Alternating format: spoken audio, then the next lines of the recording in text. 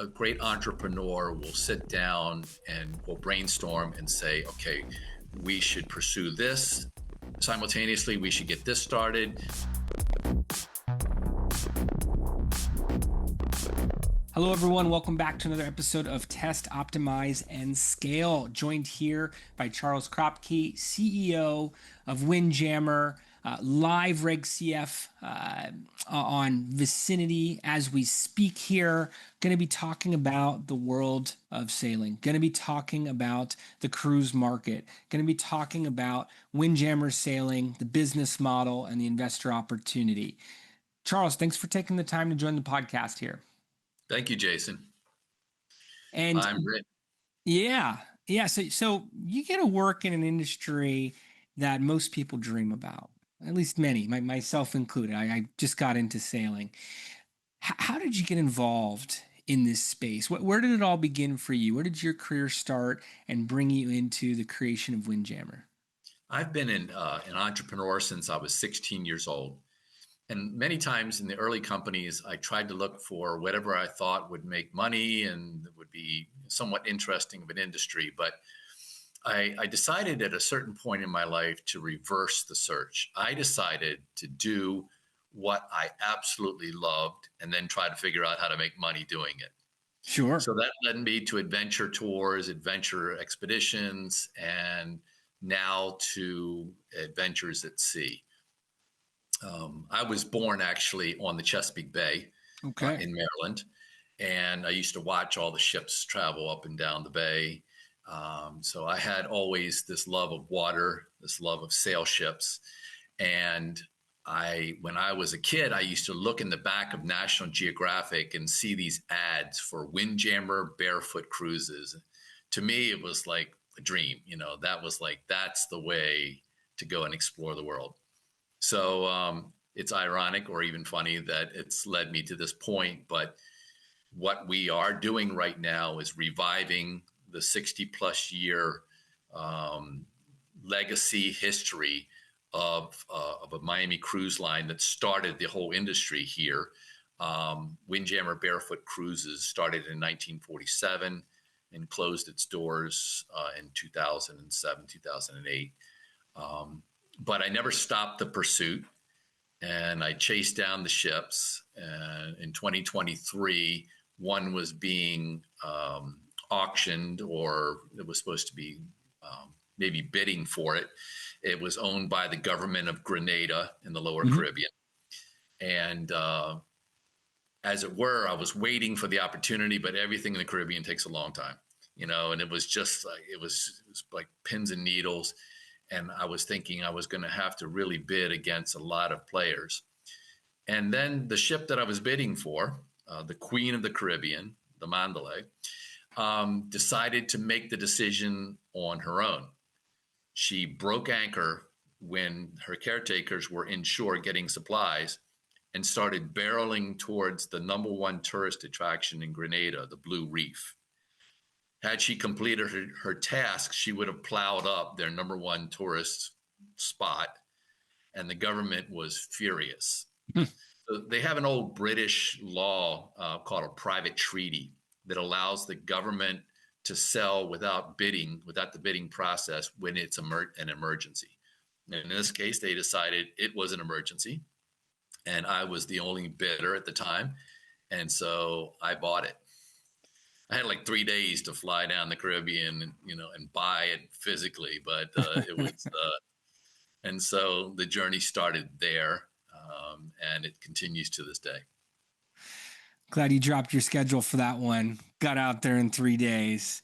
And it's great that you're able to pursue your passions in that fashion, especially the world of adventure travel.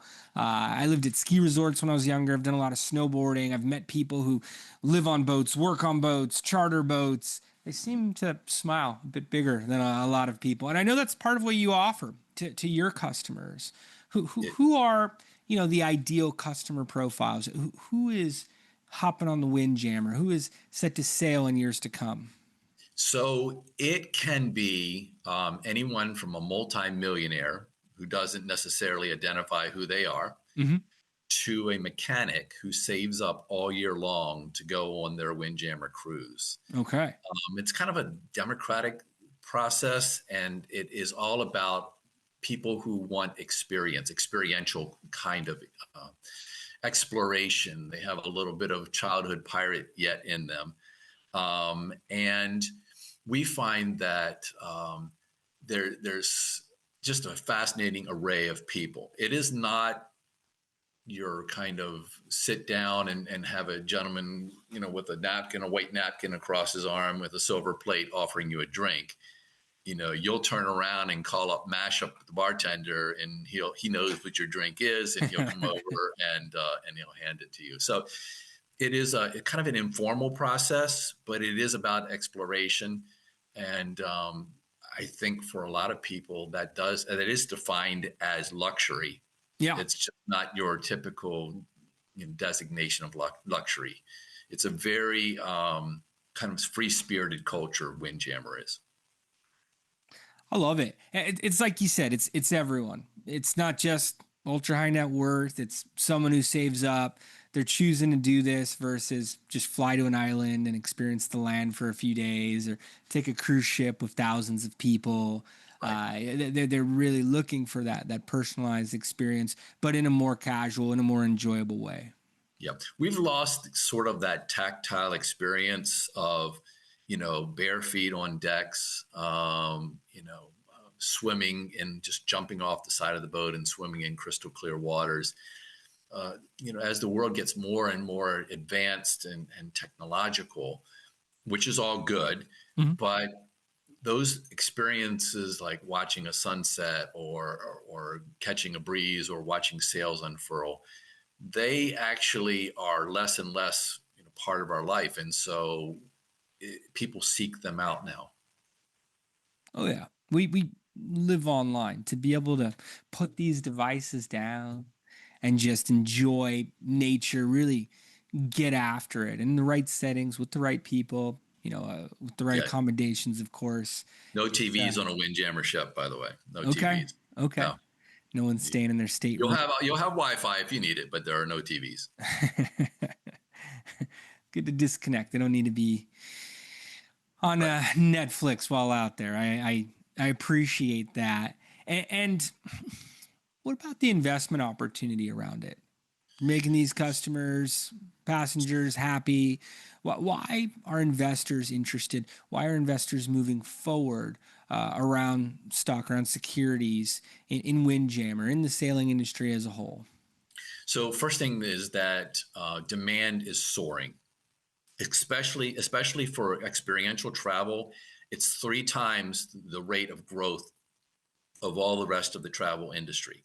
Mm-hmm. So the experiential travel like this is on, and you can understand it. I think as they move towards right now, I think the biggest passenger ships might be 5,000, something like that. As they move towards 6, 7, and 8,000, which are on the actually being built or constructed or engineered right now, the ships get ever bigger, and with that, you get lost in those numbers.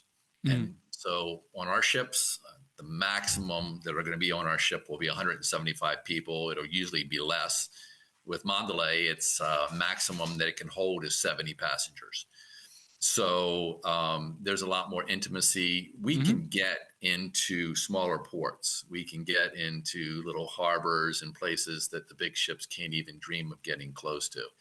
And that also increases the amount of things that we can see, and places that are less trodden, places that still hold that unique Caribbean spirit. Mm-hmm. We can get there, and that's part of the growth, the excitement right now. The other thing is that the old Windjammer barefoot cruises left behind tens of thousands of diehard people. One of the most frequent comments that we get was, I took this cruise on this ship, one of the Windjammer ships, and it was the best cruise in my life. It was the best vacation of my life. We see that over and over. It becomes almost trite. And so people miss that, and the market has not replaced it. The market really doesn't quite know how to replace it, because it's not necessarily a ship, it's a culture. and you have to be ever so careful to kind of cultivate that culture. The captain can decide when they pick up and go. If there's no like we're at this port on this day, if the captain decides that we're having a good time in these islands and there's rain ahead, he may decide to choose another day or two, as long as he makes the entire route and explores what we promised to show. Yeah. So that informality hardly exists anymore in the world. It does exist if you have a chartered captain, but it doesn't in the cruise world. Mm-hmm. I love how you point out the more desirable destinations. I know some of those bigger ports, big ships. You know, they're floating malls at this point, and then the cities. And I've been to places in the Caribbean, been to places in Europe where it's the big cruise ships are here today, and it's just flooded, Right. and you get that feel of tourism, Right. where you get to an island, you're one of a few boats playing around out there. They're smaller boats, the interacting you get to do, the quiet in some spots, or just the more pristine destinations. I know that makes a huge difference, and why people are seeking out experiential versus more of the common opportunities that are available. It makes a lot of sense for the growth of the industry, and very interesting to hear about the diehard fans. I know they're historic ships, and being able to speak to the memories, getting the nostalgia, getting those ambassadors. I mean, I could tell you as a marketer, I'm always looking for products, experiences that stimulate social sharing, peer-to-peer marketing. Someone tells Yeah, their someone friends. leaned into me the other day and they said, what you're doing is very smart. And I said, thank you, but why do you say that? And he said, my grandfather tells me that it takes 100 years to build a brand. And you're starting with a brand that's already 60 plus years and carrying it forward. And I do believe there's truth in that. I think that people know when you speak about the name Windjammer, if they've ever had an experience with it or known someone who has, it immediately resonates that this is a specific kind of vacation. And we're tapping into that. Specific type of vacation, one that you talk about, one that creates amazing experiences, one that you pass down. And yeah, Right. absolutely. Being able to build off of that, 60 years says a lot. Yeah. So, a lot of different investment opportunities out there. You're Yeah. I talking mean, about a we're doing, growing market. You're talking about having these experiences. I know the numbers that stand out on your vicinity page. I mean, they do a lot of the talking in their own right. yeah, we are doing exceedingly well. And behind the scenes, we are closing in on some really top goals as far as the total raise that we have. Mm-hmm. There's a lot of interested parties. Um, there probably, will not be as a percentage of investment. There won't be a lot of people from the smaller levels of investment. Mm-hmm. So that if I encourage any smaller investor, if they want to be swimming with the big fish right now, that they get in because we're getting large tranches of investment from investors that are that have want to take a big stake in the company. And there's only so much that we're going to sell because we want to grow this and still maintain control of the company. So Mm-hmm. every day is a new adventure. I get I kind of say it's almost like a James Bond experience of tracking down new ships. I mean, where are they and what's the story behind this ship, and what shape is it in and what part of the world is it in? And there's a lot of intrigue in the hunt for ships.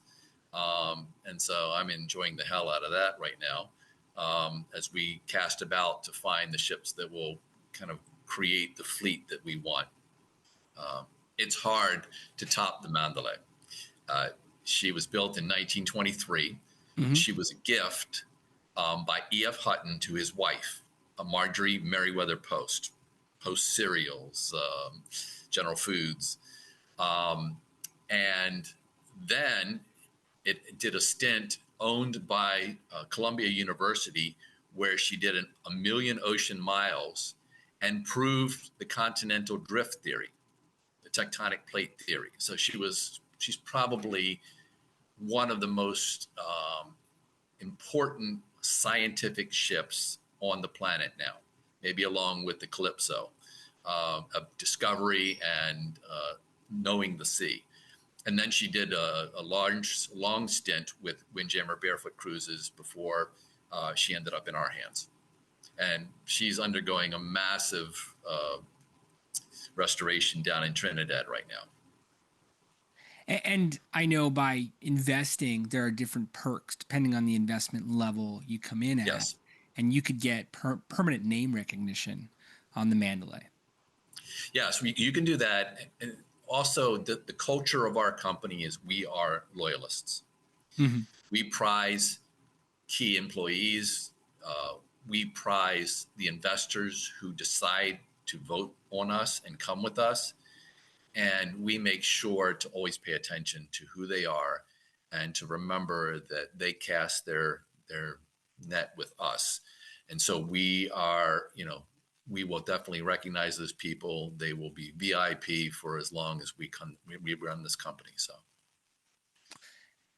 it's a great sentiment, and I know that's part of why you chose to do an equity crowdfunding campaign. So your fans, your loyalists can become shareholders alongside you. And there's roughly 400 live equity crowdfunding campaigns. You guys are number 2. You've raised more than virtually any other group that's live at the moment. So getting a good response from investors and around that messaging, right? Of their coming on board with you. It's funny. I always talk about the marketing of these Reg CF campaigns, and I say, you got to have social proof. You got to have investors. You got to show some validation. It's a moving ship. You want to show them you're hitting your destination. Right. With or without them. Now's their opportunity to hop on board. So as you're saying, these investors get to come along with you. It's it's very relevant to messaging I talk about for the marketing as a whole. But you're communicating that. You're saying, hey, here's our revenue model. Here's how we're doing it. This is your chance. Well, I mean, and the people who are running this company do have experience. My business partner is Zach Luttrell, and he actually created the Roaring Riot, and he does NFL teams travel to Europe and South America and all over the world, plus domestic games. And, his team follows whoever they are playing, whoever Charlotte is playing. So he has that background in building a community. I own Dragonfly Expeditions, which is a 34-year-old expeditionary tour company of Florida and the Caribbean.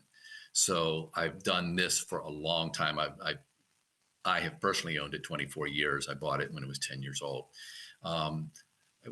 When Jimmy Buffett was alive, we created Margaritaville Travel Adventures. It was a joint venture, and we had a hell of a lot of fun. In fact, we have one of our investors is a former passenger, or a former client of that company. So we know how to have fun and to create a company that delivers on its promises.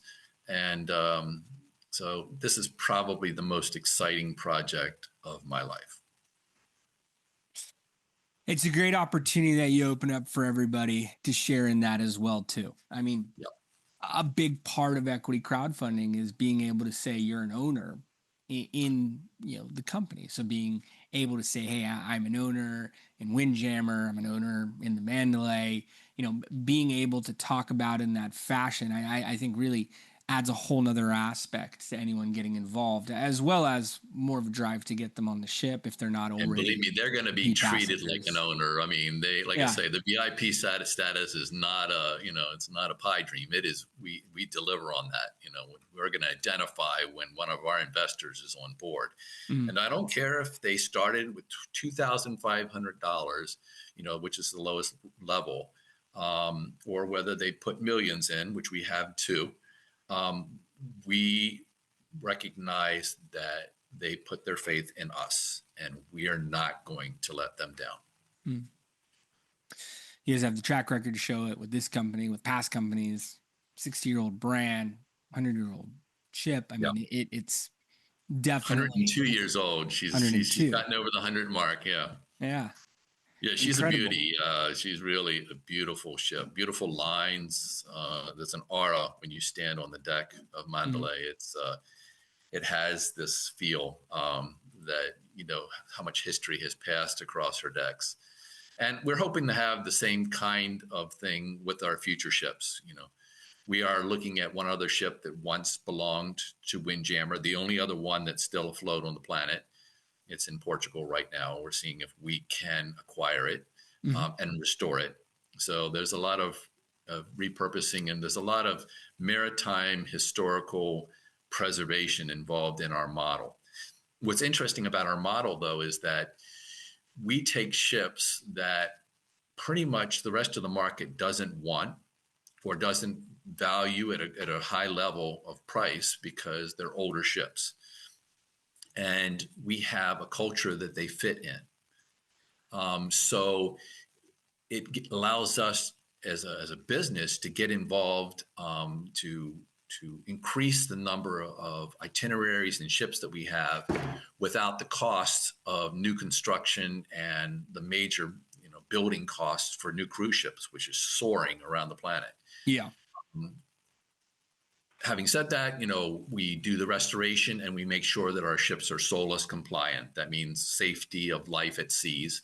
It's the new international accord that guarantees that a ship has been designed and has been thought out to give maximum safety to anyone who comes on board.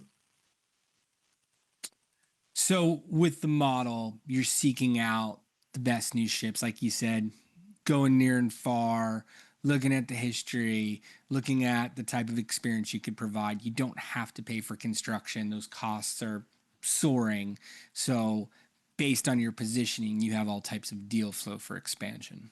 Yes. And there's another factor that is part of our culture. We are a Caribbean-centric company, meaning that a lot of the people who are on ship are from the Caribbean. We're traveling in their home, and they treat us like we are prized guests. They will go, on shore on excursions with our passengers.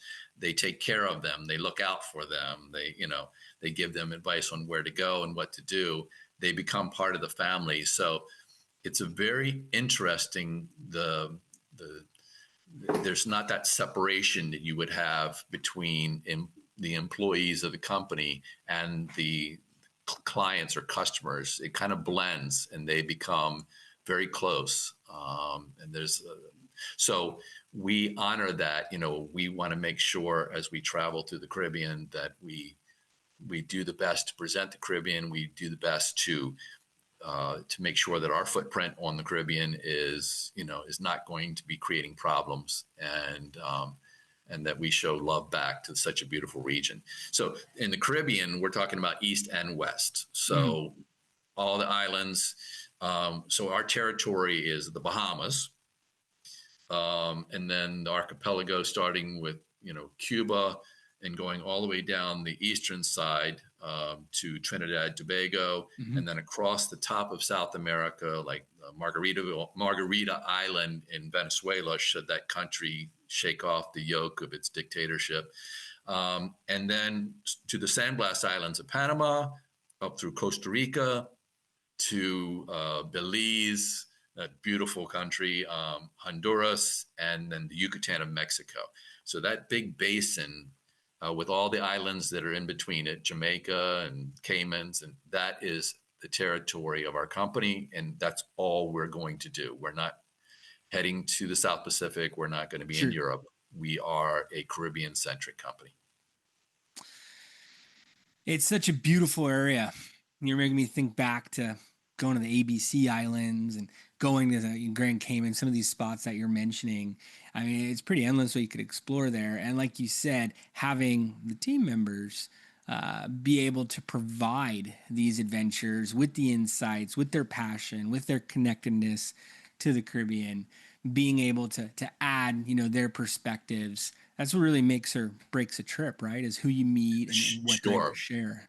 And part of it also is that, you mentioned the ABC Islands. So a ship that would be assigned to Bahamas will spend the hurricane season in the ABC Islands because hurricanes generally don't hit those islands. They don't affect those islands, but they definitely affect places like the Bahamas or, Northern Islands. So that there's a certain amount of leeway that we get by having different routes that we can switch the ships to.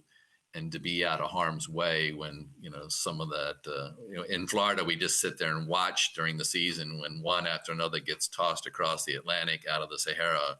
It's like, just line up and attack us, guys. These hurricanes just so we're gonna be able to play that a little bit safer, and that's our home port for Mandalay is St. George's, Grenada, which is generally below the hurricane belt. It's a safe place.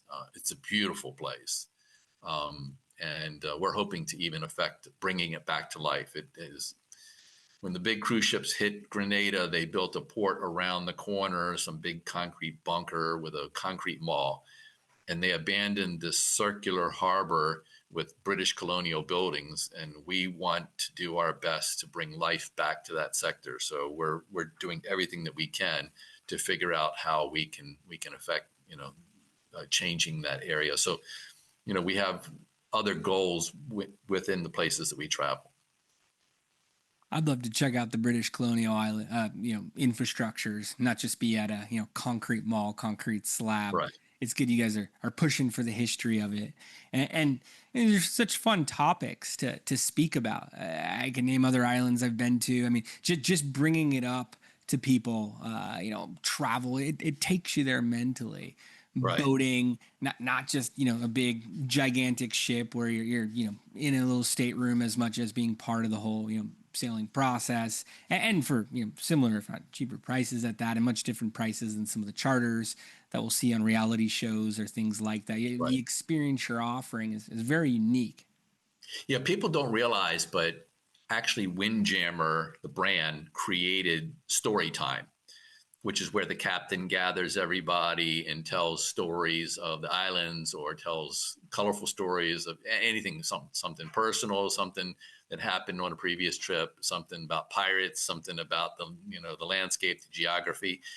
And that has spread throughout the industry. It's story time is kind of like a universal thing now on cruise ships, but it all started with Windjammer. They,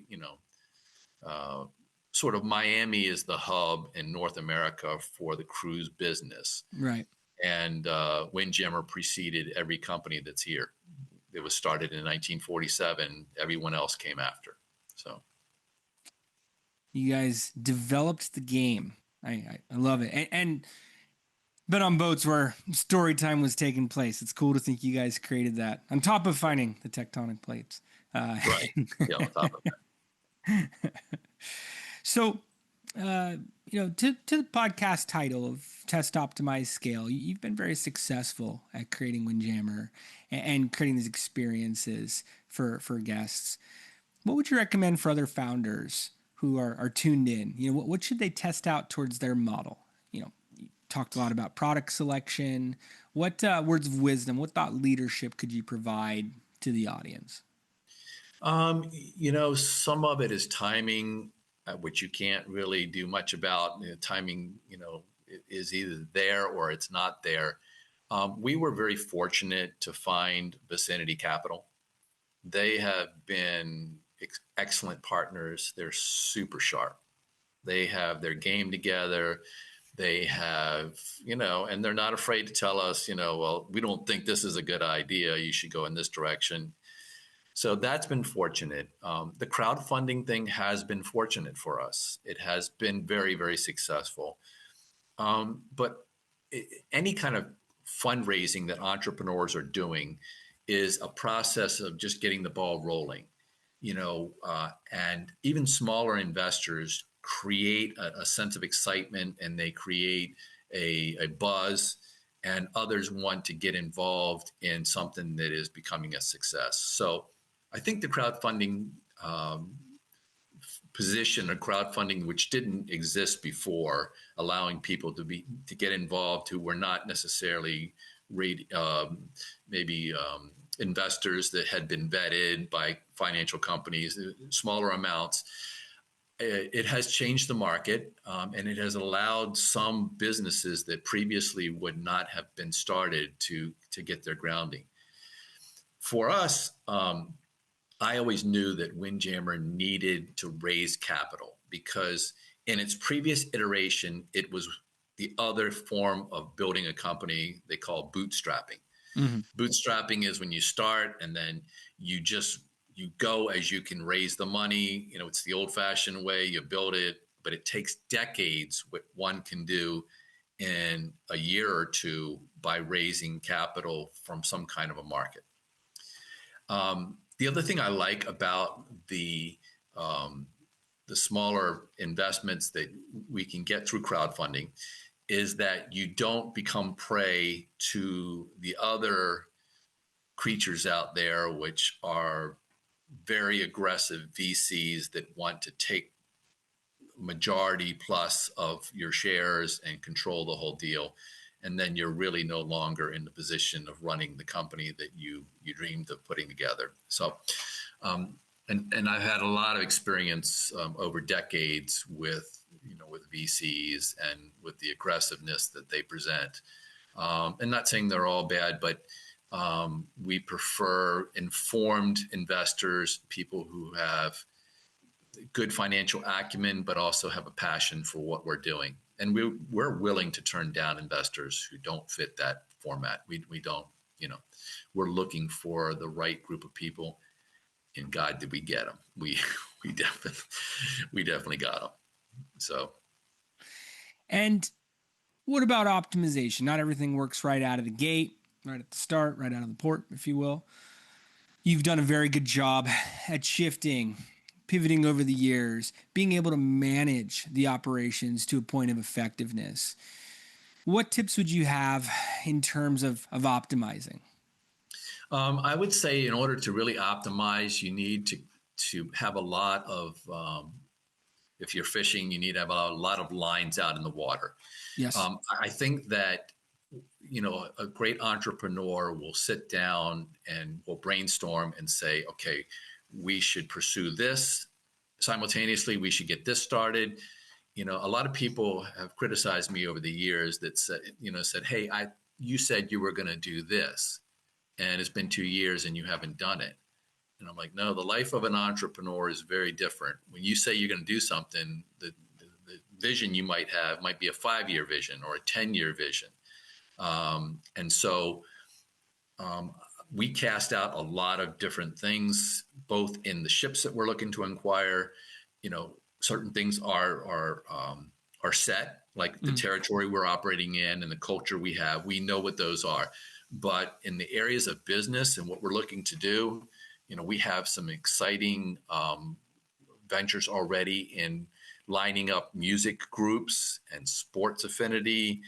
And we're taking a deep look right now at destination weddings on the ship. Excellent. So we even have one of the first charters that we're going to do is a tango cruise. And I had to go down and make sure that you could dance on the top deck and not hit your head on the boom. You could dance under the boom. Fortunately, it was just the right, I could get underneath of it, and I'm 6'4", so I figure most people can do that without problem. So we're just casting out as many lines as we can that make sense, and then playing how they come into us, and they are coming into us. So that's what I would suggest most entrepreneurs do, is really put their thinking caps on and think creatively and out of the box, and what perhaps the market is looking for right now. Well said. I use a lot of analogies, have not heard the fishing lines, and it's a great way to depict, you're looking for what bites, looking to drop more lines that direction. Looking for them to pull the string. Yeah, exactly. And, you have that vision, but it shifts over time, and you're able to find more value. You're able to find more momentum by going, where those lines are pulling. What about scaling? You've been able to scale. Your campaign's been able to scale more than 95% of groups. How's scale done? Any tips and examples? So there is a lot in scaling the business. For us, we knew, for instance, going in, that we could not amortize the cost of a one-ship operation across a very top management team. So Scale wise, we knew we were going to build this really powerful management team, and in order to keep them in place, we would have to have more than one ship because the ship would never create enough revenue to pay the salaries of a top-notch team. We knew that just as a starter, we had to envision two ships with a rapid accession to more ships as we are able to. But we figured with a two-ship operation and well polished, we can acquire the other ships without saying diluting the investors that we brought in, because then we can resort to loans and other kinds of with our assets pledged. So the scaling of the business was always envisioned that we raise enough to get in this with two ships, and that's how we're proceeding. Very smart. And like you said, at scale, it works much better for you. The revenue coming in, how that goes into the expenses. Right. And by the sound of it, it's only more ships from here and more experiences. I imagine, they're boats with the history and set up for the right itineraries. I like the idea of not having to rush out of port as well, too. You guys have really built an admirable model there. Yeah, thank you very much. Yeah. We appreciate that, Jason. And Charles, for anyone who's tuned in, watching, listening, where could they go to learn more? How could they, potentially get in contact? And what are some final thoughts you want to leave everyone with? Yeah, so we have a landing page on vicinitycapital.com. We also have our own website, which is live and it is picking up. It's called thewindjammerway.com, thewindjammerway.com. And I actually, as a CEO, I actually answer my cell. And you can find my cell out there anywhere, and you can call me and I'm going to treat your call with respect. It's an old-fashioned way of doing things, but we're small enough now that we can communicate in a number of different ways. So we're big in social media. The Windjammer Way on Facebook has almost daily ruminations and seeing what's going on. We're also producing YouTube videos that is showing the progress of the restoration, and that's going to start picking up pretty quickly now as we publish more. We actually have a video team that is filming everything that's happening. So, any of those means can get you in touch with us, and we love to talk with people. So, I mean, we're not unapproachable. I think sometimes when there's these mean trolls on the internet, they come on Facebook and they write something, and I think they assume that we're some corporation, but we're just people behind all. We're real people, and we're not perfect. And so sometimes when people communicate, they think like it seems like they're throwing a grenade at big crews or something, but in reality, they're talking to real human beings that that are trying their best to do. So any way that you want to communicate with us, we're open to it. We invite you to come and join the conversation. Give us a call, contact us, instant message, whatever. And I highly recommend that you do. I think that's a very warm offer from Charles. Call him directly, ask your questions, inquire about a trip, learn about the next ships, check out the campaign on Vicinity. I think it's a great opportunity to do what many people really talk about in terms of retirement, or hey, if I sell my business one day, I want to charter boats out of the Caribbean. You guys are doing it, and with unbelievable types of boats. I mean, the history alone, like you said, the feel when you get on board, the team, to be able to create these unique personalized experiences. So I always say that retirement is basically putting a new set of tires on my Jeep. That's how I see it. You can't retire a lifelong entrepreneur. They'll get stir crazy. So no. But if you did, they'd probably want to sail around the Caribbean, and that's what you're doing, and that's what you're offering, including with the investment. So that's for true. Big fan of what you guys are doing. Charles, thanks again for taking the time to hop on the podcast here. Tell us Thank you, more Jason. about the journey, telling us more about the journey. And we're going to be checking out Vicinity from here. Okay. We'll All see right. you somewhere in the Caribbean. Sounds good. Thanks, Charles. All right, Thanks, bye. everybody, for tuning in. We'll see you next time. Take care.